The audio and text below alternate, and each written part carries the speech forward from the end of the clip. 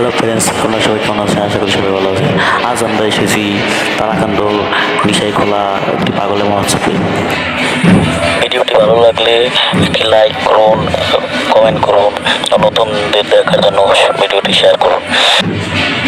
আর যদি আপনি আমাদের এই চ্যানেলে নতুন হয়ে থাকুন তাহলে আমাদের এই চ্যানেলটি সাবস্ক্রাইব করুন, আমাদের পাশেই থাকুন।